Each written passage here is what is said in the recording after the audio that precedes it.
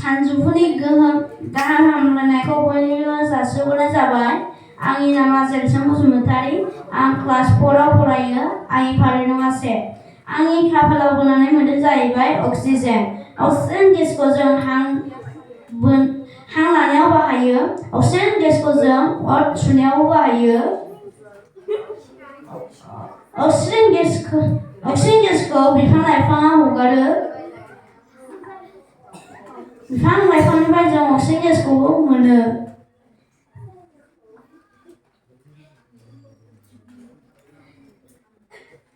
Oxygen गेसखौ जिब जुनाराबो बोनानै लायो। आंनि बुंनाया एसेनोसै। सानजौफुनि गोजोन हामलायनायखौ आंनि आंगो लोगोफोर आरो सार मेडामनि गासैनोबो जासिहरनाय जाबाय। आंनि मुङा बसुमतारी। आं थाखो 2निफ्राय फैदों। आंनि फारि नङा 1। आंनि खाफालाव बोनानै मोनदों जाहैबाय जोहोलाव।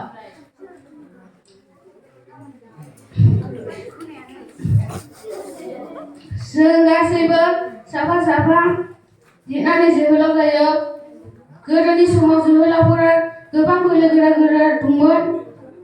जेरै दावहा नांनायफ्राव बाहागो लाग्रा गोबां बोलो गोरा जोहोलाव दंमोन।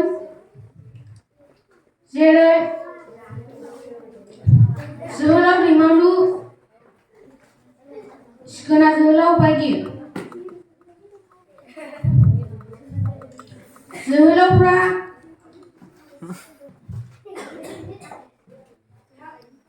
खायसे लेखा रोङि आरो खायसे लेखा गोरोंबो थायो। जोहोलावफ्रा जों बायदि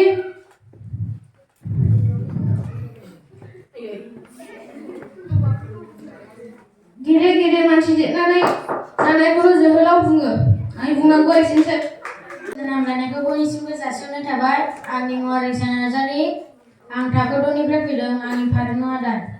आंनि खाफालाव बोनानै मोनदों जाहैबाय आं रायजो। जोंनि भारत हादराव गोबां रायजो दं। सानजौफुनि गोजोन हामलायनायखौ बयनिसिमबो जासिहरनाय थाबाय। आंनि मुङा नार्जारी। आं थाखो 2आव फरायो। आंनि फारि नङा 4। आंनि खाफालाव बोनानै मोनदों जाहैबाय हिनजाव गोदान।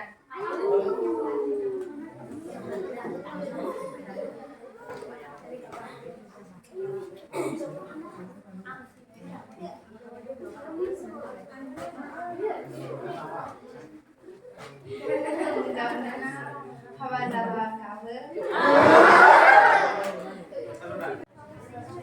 सानजौफुनि गाहाम हामलायनायखौ बयनिसिमबो जासिहरनाय थाबाय। आंनि मुङा बसुमतारी। आं थाखो 2 फरायो। आंनि फारि नङा 3। आंनि खाफालाव बोनानै मोनदों जाहैबाय गामि। गामि ओनसोलाव जों बयबो थायो।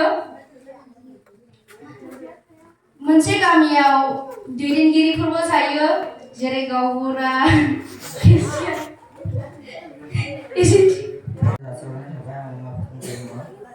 आं क्लास 6निफ्राय फैदों। आंनि फारि नङा 9।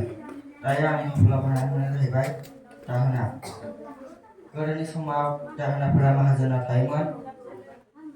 बांसिनै खामानि मावनो बिसोरो दाहोनाया माहाजोनाव फैसा लानानै गासै खामानिखौनो माहाजोननो मावनानै होजोबनांगौ जायोमोन। बिसोरो सानसे गाहाम दुब्लियाव थानांगौमोन। बन सिनना होनांगौमोन। माइ सौनाय बायदिसिनाखौ मावजोबनांगौमोन। बिसोरो माहाजोननिफ्राय एसे एनै राङावनो माहाजोननि गासै खामानिखौनो मावनांगौमोन।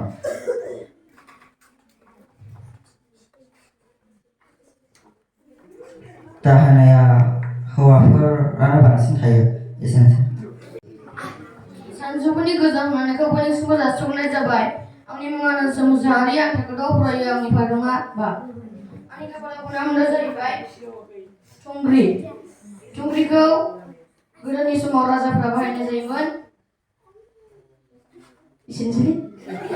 सार मेडाम मिस आरो आंनि आंगो लोगो फरायसाफोरनिसिम जासिहरनाय जाबाय। आंनि खाफालाव बोनानै मोनदों जाहैबाय दै। दैखौ जों बयबो लोङो। दै गैयाबा जों थांनानै थानो हाया। मानोना दैया जोंनि थाखाय गोनांथि। दैखौ जों गायनायफ्राव जोङो दैखौ बाहायनाय जायो मानोना दैजोंसो गासैबो मुवाफोरानो जौगायो मानोना दैया जोंनि थाखाय गासैबो मुवा बेसादफोराव बाहायजाथाव बेनिखायनो जोङो दैखौ नांगौ आरो दैफोरखौ जोङो दुगैनाय सि सुनाय बायदिफ्राव बाहायनाय जायो एसेनोसै थेंक इउ आं थाखो 8 आव फरायो आंनि फारि नङा नै दायो आंनि खाफालाव बोनानै मोनदों जाहैबाय अक्सिजेन गेस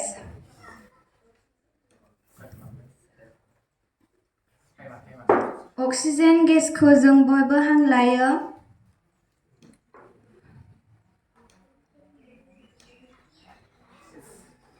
गाहाम हामलायनायखौ जासिहरनाय जाबाय आंनि मिस फोरोंगिरि सारमोननिसिम आरो आंनि लोगो स्टुडेन्टफोर आं दा मोनदों जायो आंनि मुङा जिकेल नार्जारि आं क्लास 8 आव फरायो आंनि रल नङा 5 आंनि खाफालाव बोना मोनदों जाहैबाय आमथेखा बाजार आमथेखा बाजारखौ जों बयबो जायो आमथेखा बाजाराव गोबां मुवाफोर बायनो हायो जोङो मैगं थाइगं आरो गस्लाफोर बेबायदिनो जों गोबां बुस्थुफोर बायनो हायो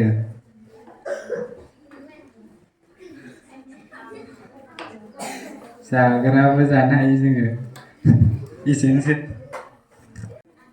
सानजौफुनि गाहाम हामलायनायखौ बयनिसिमबो जासिहरनाय थाबाय आंनि मुङा अनजुलि नार्जारि आं थाखो 8 आव फरायो आंनि फारि नङा 1 आंनि खाफालाव बोनानै मोनदों जाहैबाय प्रमद बर'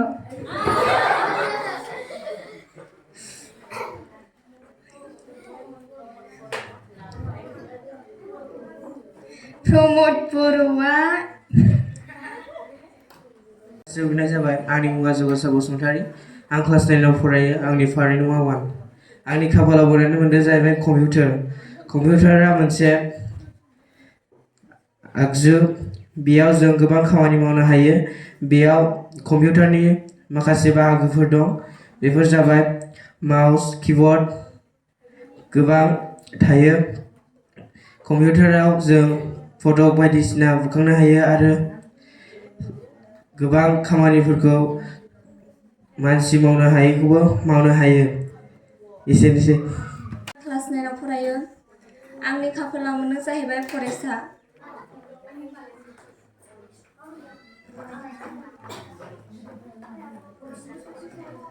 जासिहरनाय थाबाय बयनिसिमबो आंनि फोरोंगिरि आरो आंगो लोगोफोरनिसिम आं बोनानै मोनदों जाहैबाय अमा बेदर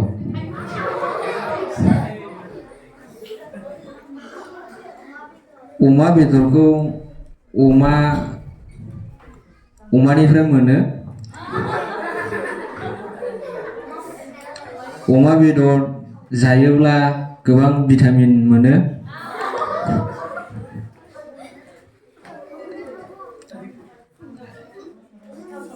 बांद्राय जायोब्ला देहानि थाखाय गाज्रि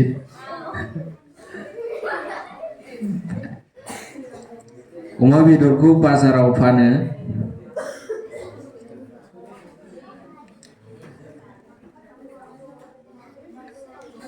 अमाया गुन्दै जायो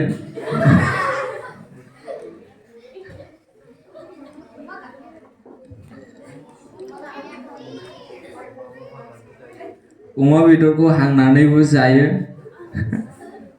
थेंक इउ हामलायनायखौ बयनिसिमबो जासिहरनाय जाबाय आंनि मुङा मनालिसा नार्जारि आं क्लास 9 आव फरायो आंनि रल नङा 4 आं खाफालाव बोनानै मोनदों जाहैबाय 15 आगष्ट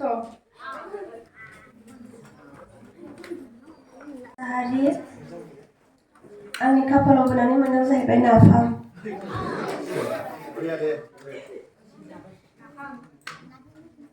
नाफामा बर'फोरनि सानजौफुनि गाहाम हामलायनायखौ बयनिसिमबो जासिहरनाय जाबाय आंनि मुङा आसा बसुमतारी आं थाखो 9 आव फरायो आंनि फारि नङा 6 आंनि खाफालाव बोनानै मोनदों जाहैबाय बादारि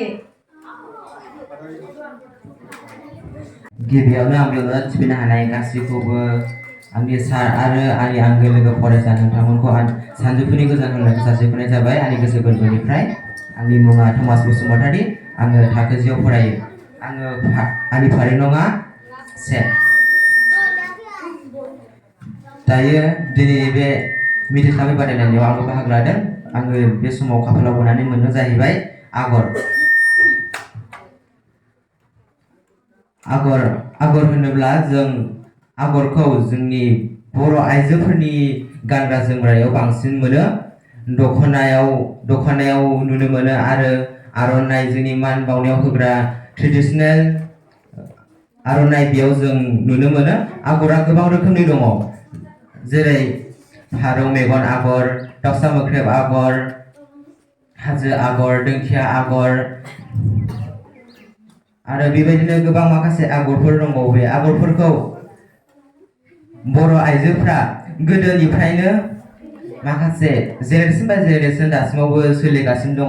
नाथाय बांसिन बेफोरखौ जोङो गोदोनि समाव बर' आइजोफोरा दायोमोन, नाथाय दानि समाव बांसिन दानायखौ नुलिया। दायो मेसिनजों एबा इलेक्ट्रनिक बायदिसिना बिगियाननि आदब खान्थिफोरजों जों दायो आगरफोरखौ सुनाय नुनो मोनसै। एसेनोसै, थेंक इउ। सानजौफुनि गोजोन हामलायनायखौ बयनिसिमबो जासिहरनाय जाबाय। आंनि मुङा रनिसा नार्जारी, आं थाखो 10 आव फरायो। आंनि फारि नङा 2। आं दायो बे मिथिस्लाबै बादायलायनायाव बाहागो लादों। आं दायो बोनानै मोनदों जाहैबाय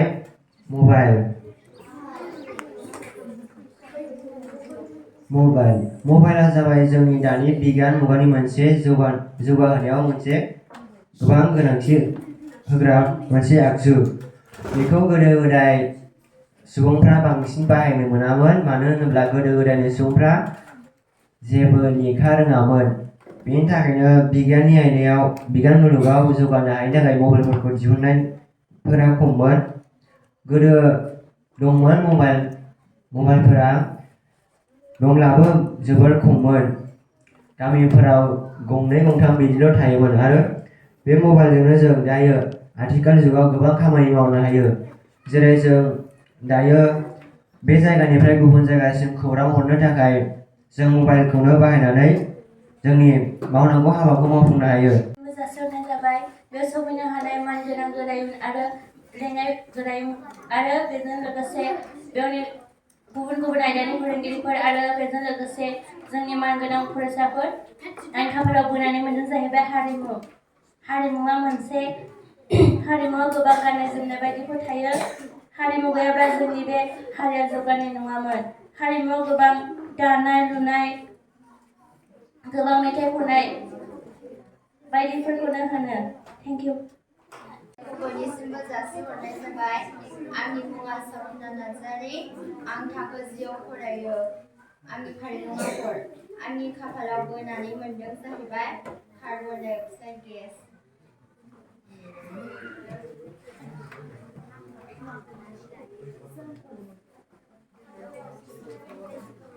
कार्बन डाइ अक्साइड